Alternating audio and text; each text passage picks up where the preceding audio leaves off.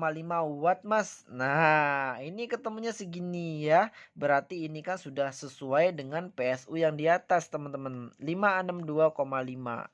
Drivernya juga 562,5. Nah, disinilah dikatakan rumus perhitungan ini benar. Karena apa? Karena mau dibolak-balik pun tetap hasilnya sama. Seperti itu ya.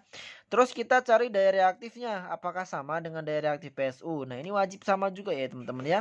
Maka kita masukkan ke rumusnya Q